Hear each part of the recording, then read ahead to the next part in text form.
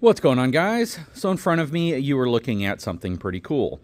You were looking at a completely unopened, unboxed B&W Continuum hitch. Now, this is the hitch head, and this is the load spring assembly unit. These are what we're going to use on our new 2024 Forest River Surveyor Legend travel trailer for weight distribution whenever we tow it with the 2023 GMC Denali 1500 with a 3-liter Duramax baby diesel in it. Now, the reason why we're using this specific hitch and not the WaySafe hitch that I have set up over here is because there's a lot of folks who want to specifically see the B&W Continuum weight distribution hitch in action. Anyways, let's go ahead and get this thing unboxed and set out.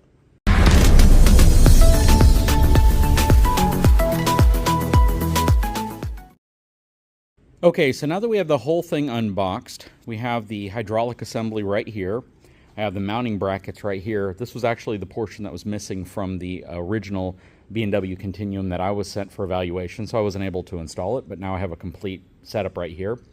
Your hardware, pin, this is going to be your hydraulic mounting bracket. You have your hitch head, and then you have your spring bars right here. Now, what's really cool about this setup is the fact that technically, from what I've seen, you don't actually have to have your tow vehicle here to install 99% of this. So the WaySafe setup that you see in front of me here, just like most weight distribution setups, are going to have certain aspects that you need to have both the trailer and the truck together in order to install the vast majority of this product. And the reason why I say that is because you need to dial in the hitch head as well as how you're going to adjust the shank at the same time, because there's bolts that go into this shank assembly that are going to be torqued down really tight. And it's kind of a pain if you have to make an adjustment here after the fact. What's really nice about this setup here is that because they simply use pins to hold the hitch head to the shank, you can simply make quick adjustments by pulling these pins and sliding this up or down once you have this completely installed on the trailer. So once I have my spring bars, once I have my hydraulic, all of this set up on the trailer, I can then come back, level everything out, make sure that my truck and my trailer are on level ground, make sure that my trailer is level front to back, make sure everything's lined up, and then I can adjust my hitch head assembly right here. Whenever you're setting up this portion right here, the main thing you want to do is you want to make sure that everything is positioned correctly and you've bolted it down to the right area of your trailer. But again, you don't necessarily need to have the truck available to install this whole portion over here, which means, let's say you don't have access to your truck. Like for instance, if my wife was driving the truck, at least the black Denali, and all I had was my dually, well, obviously I'm not setting this up on my F450, but I still might want to install this on the trailer. And I can take this out to the trailer, I can install all of this, and then whenever I get the truck, I can put this in the truck, I can adjust my shank height, whether this is going to be in the drop or the rise position, get the ball set up properly, and then get this all dialed in, because the steps to get all of this in place don't require your truck to be there. So just something to think about. Now, of course, when you hitch up, you'll need your truck there because you'll need to make the adjustment here. But I just wanted to share that because it's definitely different. I wouldn't technically need this piece until we're actually ready to tow the trailer, and then I want to come in and I want to adjust the height here. And again, because they use pins as opposed to bolts, it makes that process far easier if I need to make quick adjustments here. Anyways, what we need to start with is mounting all of this right here to the trailer frame. So let's go take a look at the trailer frame.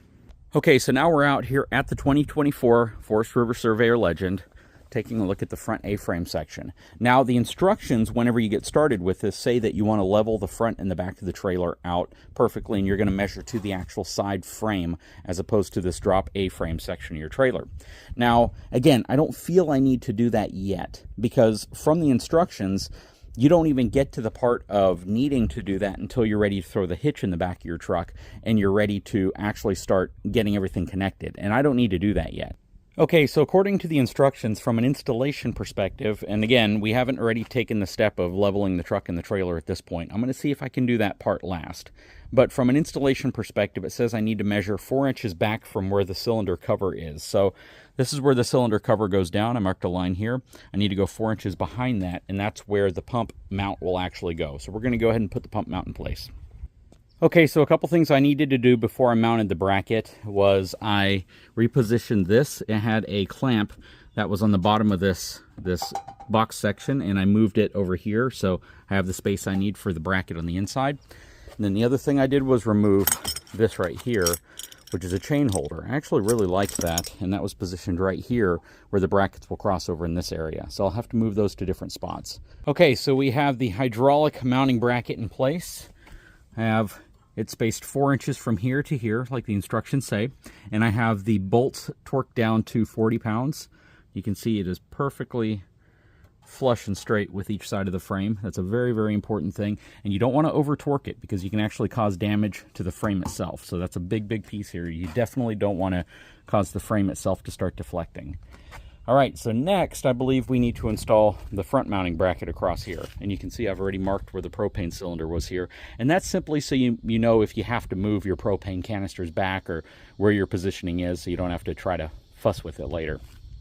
And because this trailer has a 5-inch boxed section up here, I'm using the second hole from the top, third hole from the bottom in terms of where you position this. And that's according to the instructions that are included. And according to the instructions, the next step after putting the brackets in place is to actually mount the hydraulic pump. So we're going to go ahead and do that because that, again, appears to be the next step here.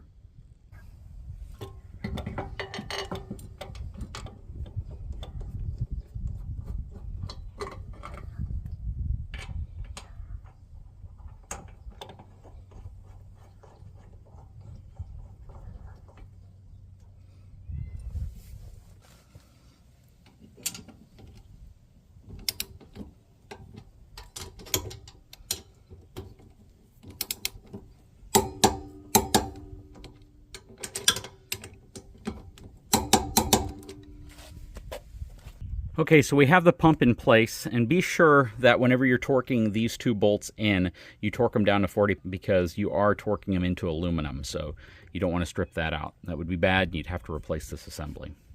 Now, if your travel trailer has an undermount coupler, which means this piece right here is mounted to the bottom side of the frame and not the top, you would need a hydraulic cylinder extension. Our unit doesn't. It's a top mount coupler, so we don't need that extension. So when you see that in the instructions and you're looking for the part, just realize you're not going to need it if you don't have a bottom mount coupler. Now, the next thing I need to do is install this front mount, and I'm going to position the actual hydraulic tube right here, the cylinder, underneath. So this basically slides into this portion right here with that big eyelet right there, and then this is going to mount on top. So let's go ahead and get this portion installed. Okay, so this part can be a little tricky because you need to put this bracket on top and you need to have that pin out, and then you have to hold the cylinder underneath and slide the pin in, and then this is going to be positioned as far back as it can go. So I can pull my chains out here because I don't need these in my way. That'll probably be fine staying there. I can't see how that would be an issue. So the cylinder is connected now. You can see it hanging down below. Let's get my breakaway cable out of there as well. All right, and now we're going to mount this bracket in place. Okay, so I've used the two washer plates on top, and I've ran the bolts through on each side of the A-frame, on each side.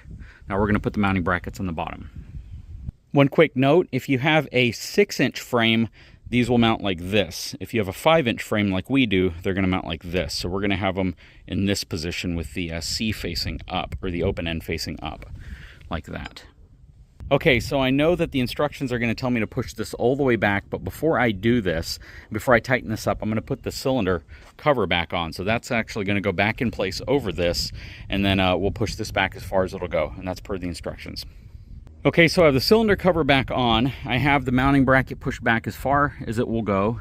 These are touching. I just got to tighten up the bottom and the top now. And you want to make sure that this is aligned to the front of your A-frame where your jack leg goes in versus the propane cylinder cover. So again, you just want to make sure this and this are parallel to each other. Okay, so we have the majority of this part done. I have these tightened down to 40 pounds. Everything essentially is tightened down to 40 pounds so far, so you can pretty much keep your torque wrench dialed into 40 pounds. But you do want to make sure that this is flat against the frame here and on the top on both sides, and it's not tightened down crooked because you can damage your frame if it is. Of course, same with this section right here. Okay, so next we're going to connect the vent hose. I've already removed the plug that was in here. You might hear a little hiss of air whenever you remove it. And this is really simple. You're simply going to put this in until you feel it pop into place like that. Okay, so here's the part where we're ready to set up the hitch head. and I need to now have the truck and the trailer together. Everything up to this point, you don't need to have the truck and the trailer together, which is super cool. Which means that, again, if you're out at the trailer and you may not have your tow vehicle, maybe your tow vehicle isn't a vehicle you drive every day, right? Maybe it's not the truck that you take everywhere you go, so you might have a car or an SUV that you have all of the equipment in that you can come out here and work. So, again, you can complete about 90% of this, let's just say 85% of this, without actually having your tow vehicle present, which is really cool. Everything I've done so far did not require the tow vehicle. And so far, we're about 45 minutes into this install. You know, when the folks from B&W told me it was like a 20-minute install, if you've done this before, it's probably a 20-minute install if you're really, really fast. I would think for most people, though, it would probably be about an hour, hour and a half install. At least that's what it's ending up for me, but I'm also filming, stopping, filming, stopping, filming, and that's probably adding some time to it as well. That said, we're to the part now where we need to level out the trailer. So I've already retracted the scissor jacks about 4 or 5 inches off the ground, because that should be plenty. I have the truck backed up here, and we're going to get to that part. I do need to grease up the hitch head that is in the instructions, but let's go ahead and level the trailer out first. Okay, so the front is about 1 inch higher than the back, so I just need to drop it down just a little bit.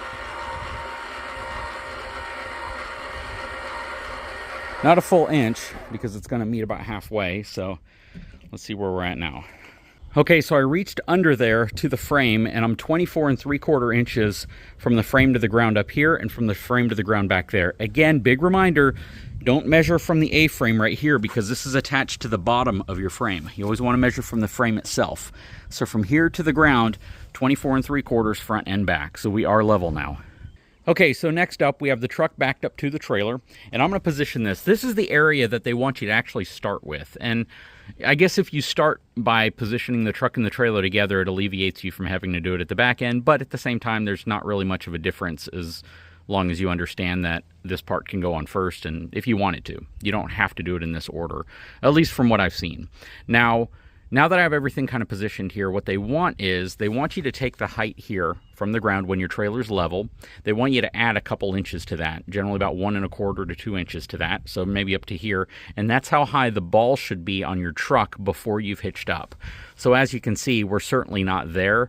This truck actually sits relatively low for a half-ton truck that's four-wheel drive. Typically, a four-wheel drive truck might sit a couple inches higher, but even then, the ball would only be up to here, and we really need the ball to be up to about here. So we're going to unpin the hitch head, which is super, super easy to do on a B&W weight distribution hitch.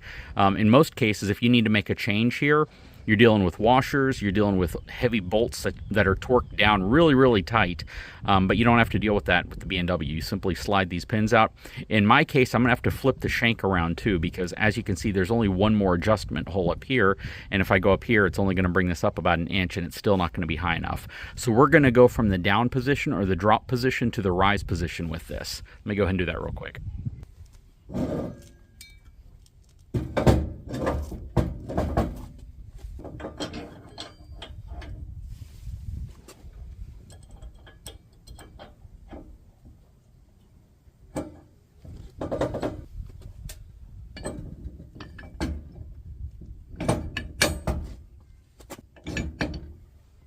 Okay, so now you can see we're actually about 2 inches, maybe 1 3/4 inches above where the coupler is, and we should be in good shape. So this is essentially what you want it to look like. And again, in the case of our truck, our half-ton 2023 GMC Denali 1500 truck, this is where we should be.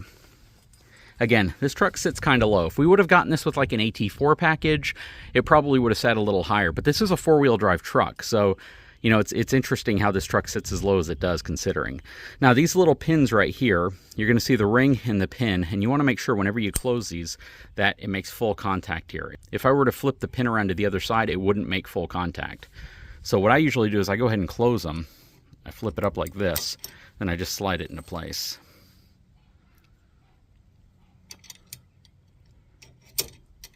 There we go. So we are now set up from a hitch head perspective. I just need to add some grease right here real quick.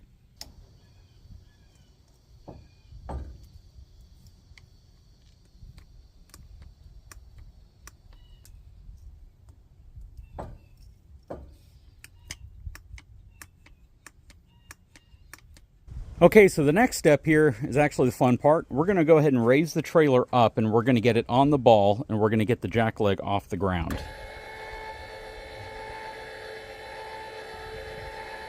Now, the reason why we're doing this is because we now want to install the spring bar assembly, and we want that jack leg out of the way to be able to do it, so you really need to hitch up to the truck.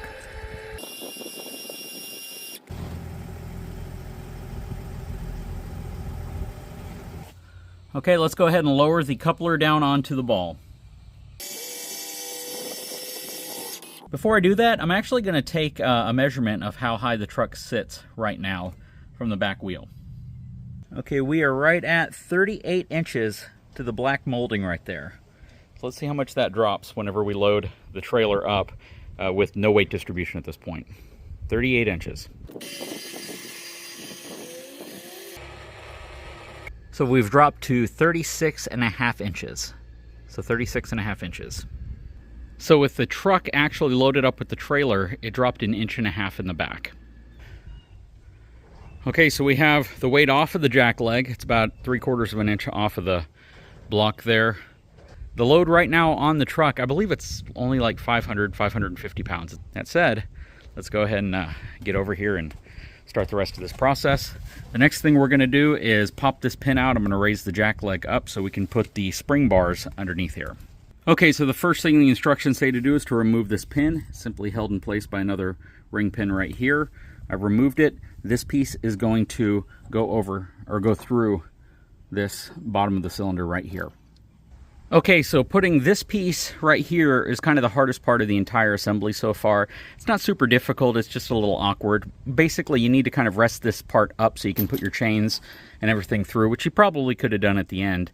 But this pin has to slide through. They want it going through the center hole kind of as a starting point to see if that works for you. And if you don't have enough room to position this on here after you extend this cylinder, then you can move it to the top hole. But basically, these are just adjustment holes if you have issues getting this piece locked in up here.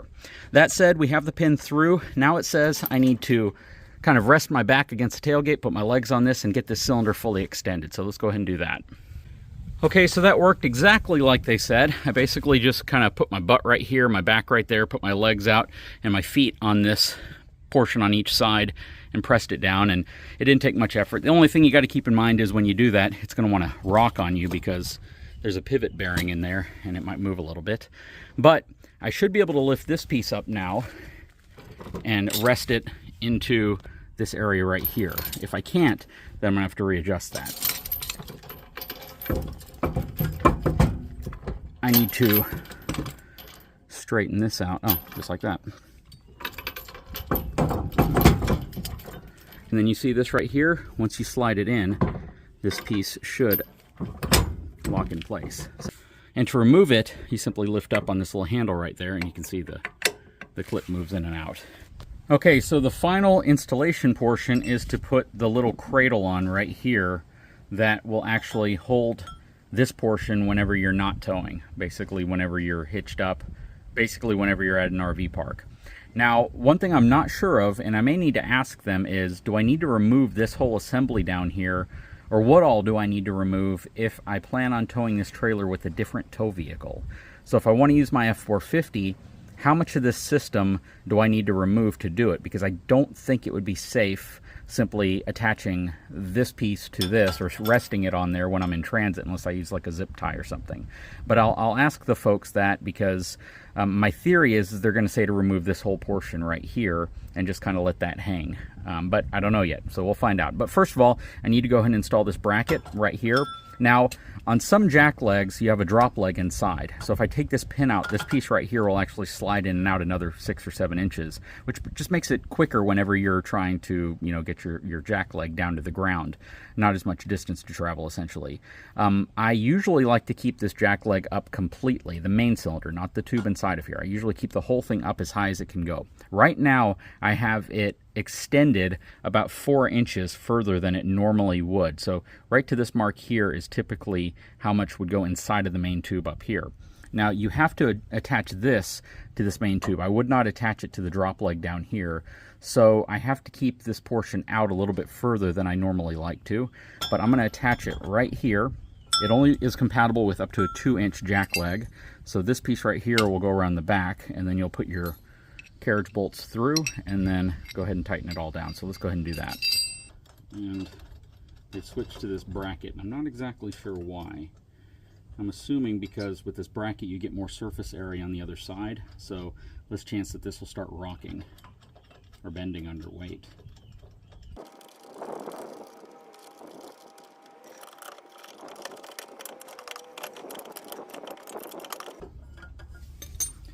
Okay, so this hitch head assembly right here should technically be able to rest on here, but the chains will probably have to move out of the way for you to do that.